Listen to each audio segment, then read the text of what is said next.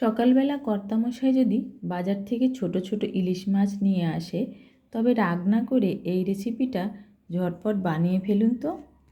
ছোট সাইজের দুটো ইলিশ মাছ নিয়েছি, লেজ মাথা বাদ দিয়ে আমি এখানে 6 পিস মাছ নিয়েছি। এবার মাছে লবণ হলুদটা মাখিয়ে নেব। দিয়ে দিচ্ছি স্বাদ মতো লবণ, হলুদ, লবণ হলুদটা এবার মাছের গায়ে খুব ভালো করে মাখিয়ে নেব।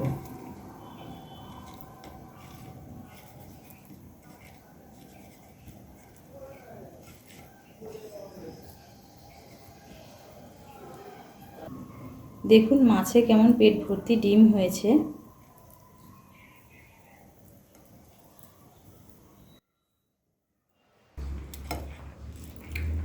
মাছটা লবণ হলুদ দিয়ে মাখিয়ে নিয়েছি। এবার এর মধ্যে ফেটিয়ে নেওয়া 50 গ্রাম টক দই দিয়ে দেব।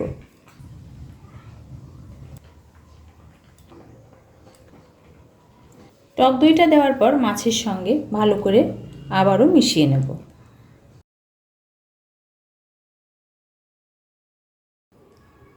মাছের সঙ্গে টক দইটা মাখিয়ে নিয়েছি, এবার রান্নাটা শুরু করব। কড়াই গরম হয়ে গেছে, কড়াইতে এবার 3 টেবিল চামচ সর্ষের তেল দিয়ে দেব।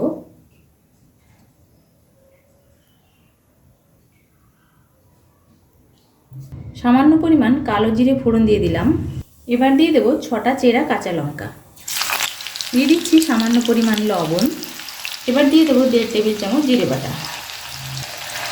গ্যাসটাকে লো ফ্লেমে রেখে 1 মিনিট মতো ভেজে নেব।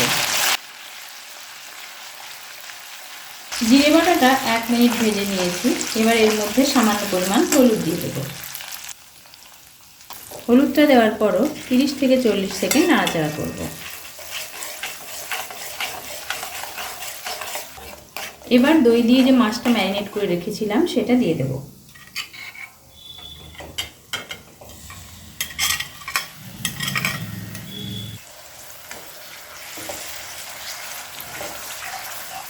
গ্যাসটাকে এবার মিডিয়াম ফ্লেমে রেখে হালকা হাতে মাছগুলো 1 মিনিট মতো নাড়াচাড়া করব।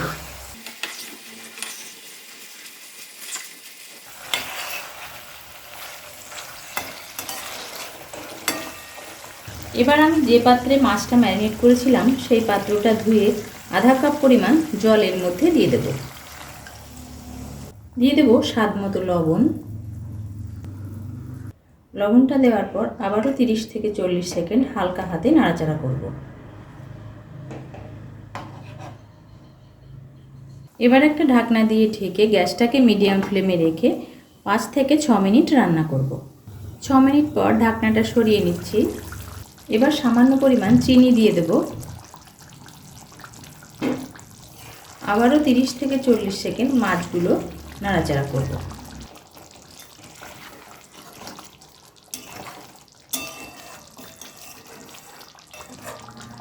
মাছগুলো নাড়াচাড়া করে নিয়েছি। এবার গ্যাসের জালটা অফ করে দিলাম।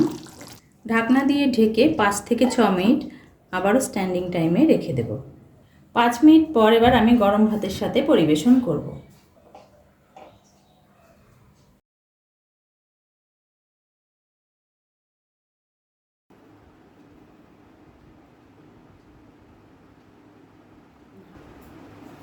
ইলিশ মাছ ডিম দেবো না? দেব। দাও তো। মাছে তো ডিম হয়েছে। অনেক হয়েছে, বাট ভাজা ডিম খাওয়ার কেমন হয়েছে বল? অসাধারণ।